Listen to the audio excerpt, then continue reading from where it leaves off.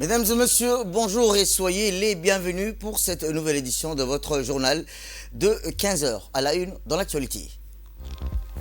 À la une dans l'actualité nationale, il y a un pas vers une éducation inclusive et accessible à tous. Et enfin, dans l'actualité internationale, direction le Proche-Orient où Gaza coincé entre les ruines et les restes explosifs que nous verrons en fin de journal.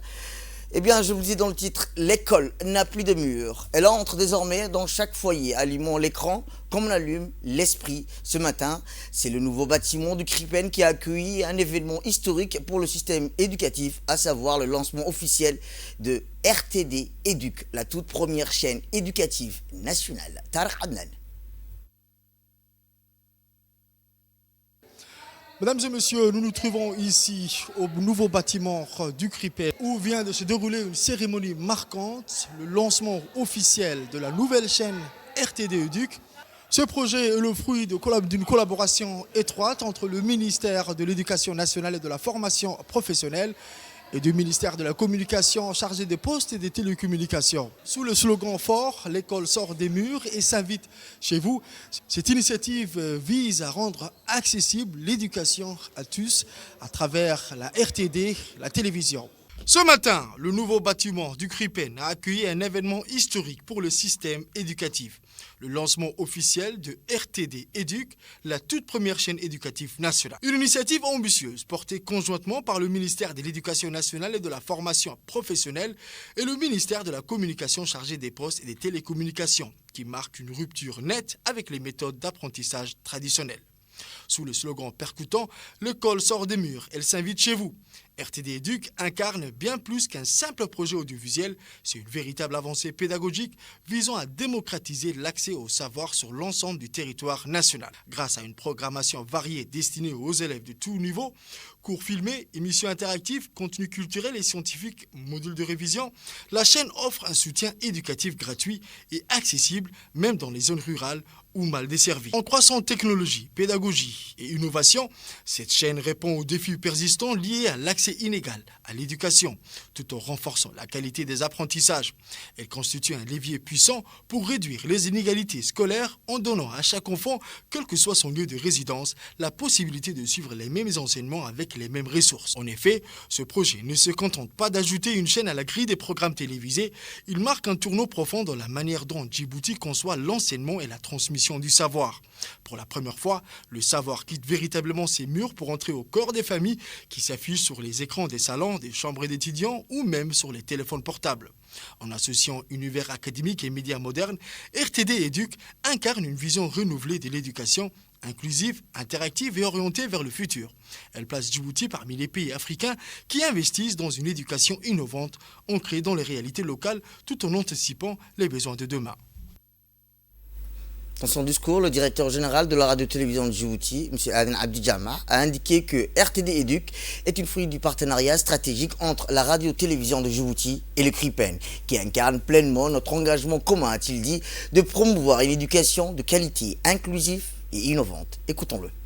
C'est avec une immense fierté et une grande émotion que nous précédons aujourd'hui au lancement officiel de la chaîne éducative intitulée RTD Éduc. Une initiative ambitieuse, loyale et profondément tournée vers l'avenir de nos élèves et tous les acteurs de notre système éducatif. RTD Éduc, fruit du partenariat stratégique entre la RTD et le CRIPEN, incarne pleinement notre engagement commun à promouvoir une éducation de qualité inclusive et innovante. Cette chaîne éducative n'est pas seulement un nouveau canal de diffusion médiatique, elle est avant tout un espace médiatique éducatif dédié au savoir, à la curiosité, à l'ouverture de l'esprit et à la veille intellectuelle de nos apprenants et de nos éducateurs.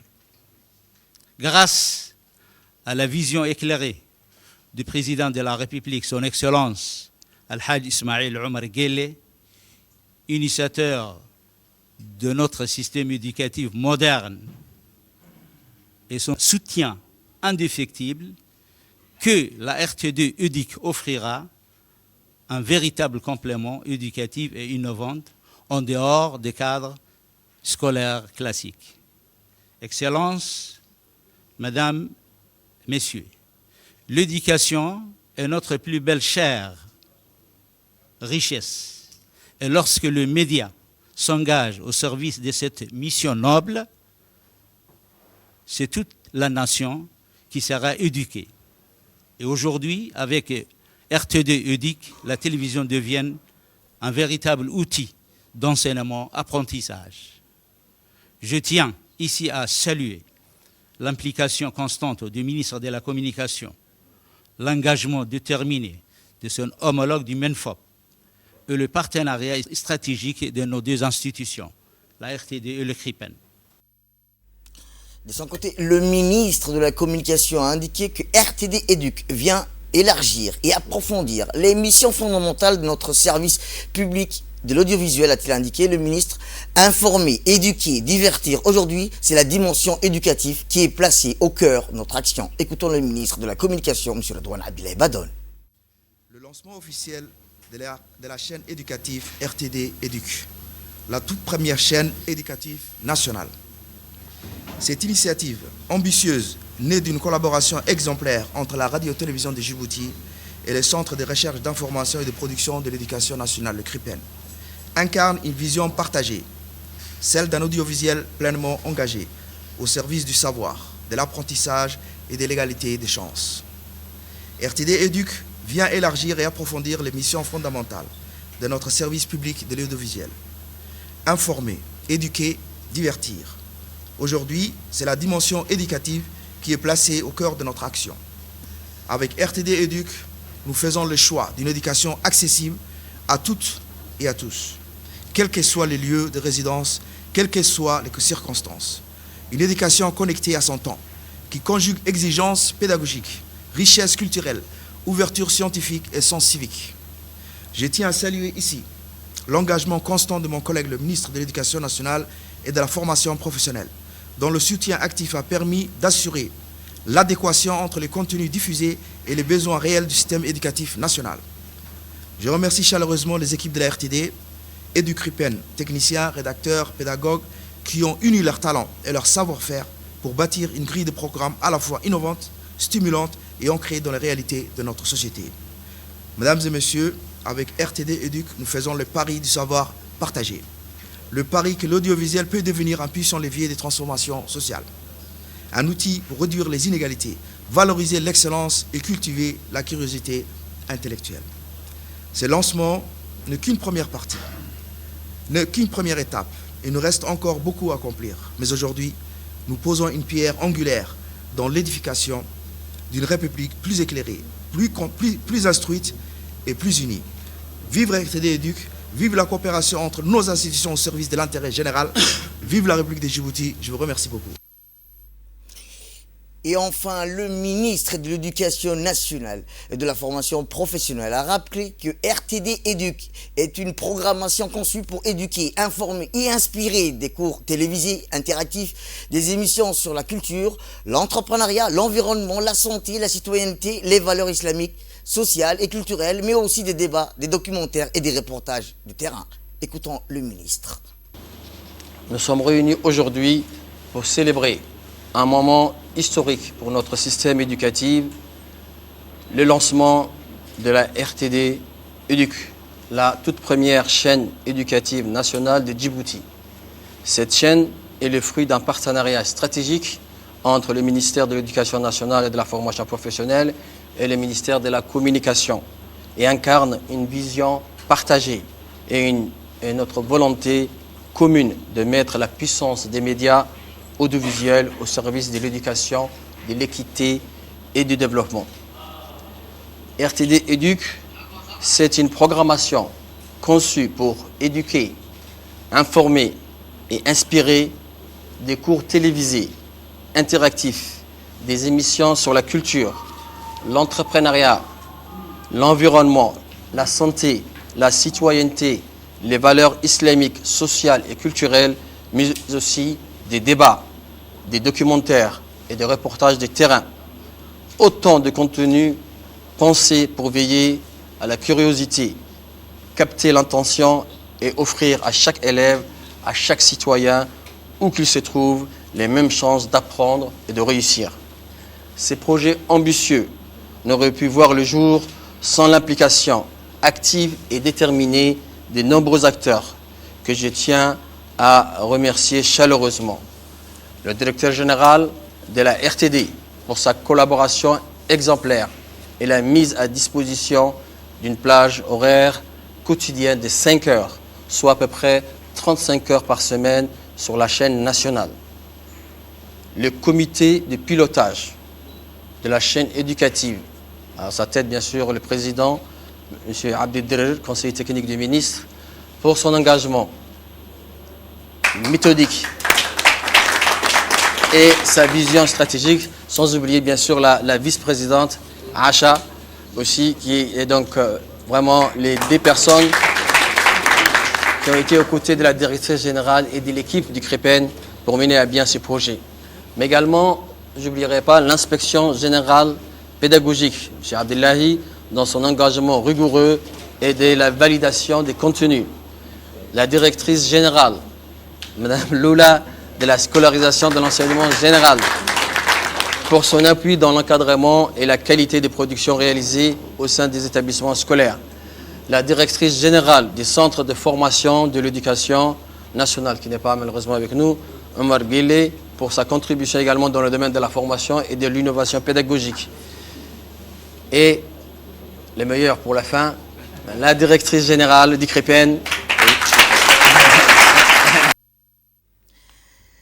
Autre actualité dans ce 15h, eh bien dans la journée du 6 mai dernier, la garde-côte djiboutienne et la marine nationale ont pris part à une nouvelle édition de l'exercice maritime intitulé Bull Shark. L'exercice Bull Shark qui réunit la force opérationnelle interarmée combinée américaine et la garde-côte djiboutienne, la marine nationale, le bataillon d'intervention rapide des forces armées djiboutiennes qui est destiné à renforcer l'interopérabilité multilatérale dans le domaine de la sécurité et de la sûreté maritime entre les différents partenaires qui prennent part à l'exercice Bull Shark, qui a incorporé dans cette nouvelle édition les forces d'autodéfense japonaises, les forces espagnoles et les forces françaises. L'étendue des moyens humains et techniques déployés témoigne de l'importance accordée aux efforts de coopération, de collaboration entre les différents partenaires qui visent à mettre en œuvre une interopérabilité efficace et professionnelle. Il s'agit là d'une nouvelle illustration de la volonté de la République de Djibouti et de ses partenaires internationaux de renforcer leur coopération, leur collaboration dans la sécurité maritime régionale à vue dans l'importance de la stratégie et de la position géographique de la République de Djibouti au carrefour des 3 continents.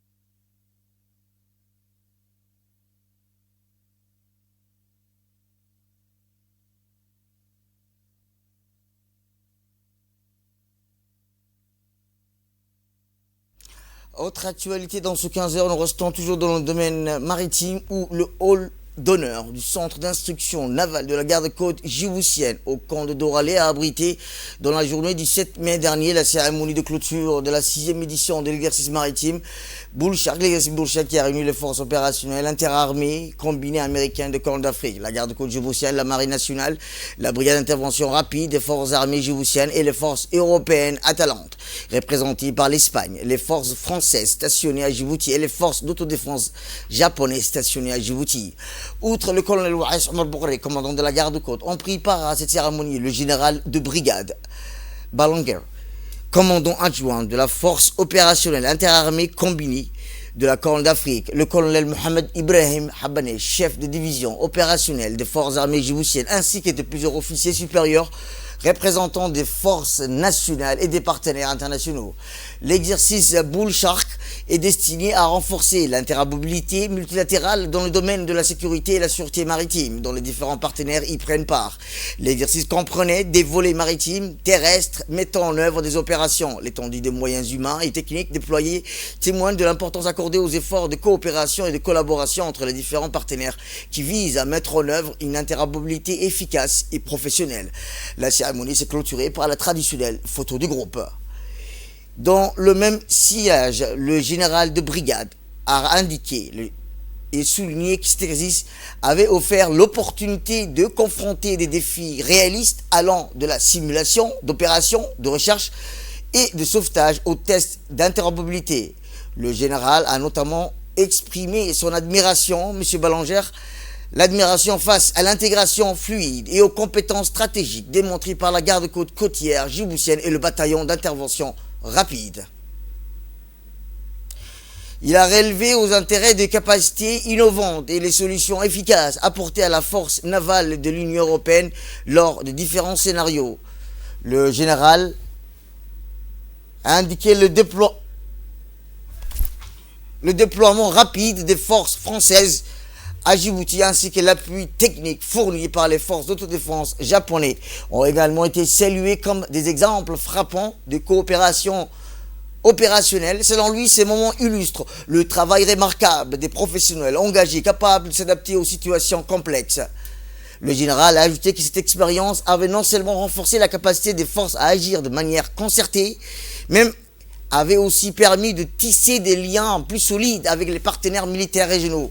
Les enseignements tirés, a-t-il insisté, auront un impact durable sur les efforts collectifs visant à garantir la sécurité, la stabilité et la sûreté maritime dans la région pour les années à venir. Il a rendu hommage à l'ensemble des participants, réaffirmant son appréciation.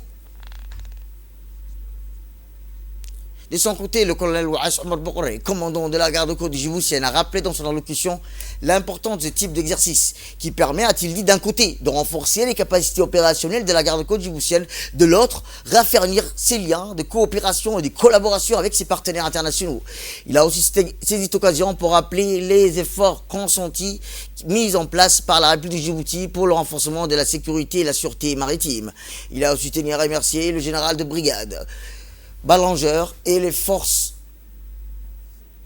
de CGTO, la Marine nationale, la brigade d'intervention rapide des forces armées djiboutiennes et les forces européennes Atalante, représentées par l'Espagne, les forces françaises stationnées à Djibouti pour leur implication sans faille dans le succès de cet exercice qui est grandement participé au renforcement de la sécurité et la sûreté maritime.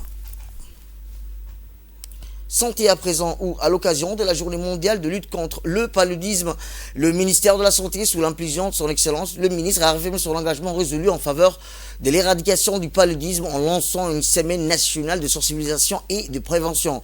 Depuis la semaine dernière, le programme national de lutte contre le paludisme déploie une série d'activités de sensibilisation à travers tout le pays.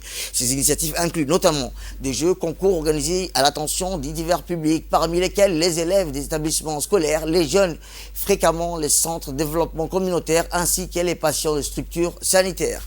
L'objectif est clair de cette campagne: renforcer les connaissances sur les mesures de prévention, promouvoir l'usage des moustiquaires imprégnés et mobiliser l'ensemble des citoyens dans la lutte contre ces fléaux mondiaux. En intensifiant ces actions durant cette semaine, le ministère de la Santé témoigne de sa volonté ferme de protéger la population et de réduire significativement l'incidence du paludisme. Le ministère de la Santé invite l'ensemble des concitoyens, des organisations, de la société civile, des partenaires internationaux de se joindre à cet effort collectif.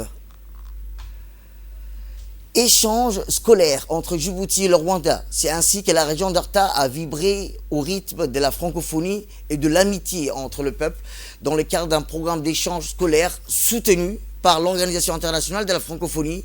3 élèves rwandais du centre de formation des élèves professeurs, accompagnés de leur directeur, ont passé une journée inoubliable à Arta. Dès leur arrivée, ils ont été chaleureusement accueillis par le préfet de la région, Hassan Dabali Ahmed, en présence du coordinateur du projet de la langue française, l'OIF. L'accueil s'est voulu symbolique, t-shirt, bienvenue, hospitalité, djiboutienne au rendez-vous. Direction ensuite la médiathèque régionale d'Arta où les attendaient les membres de l'association Action Entraide Arta.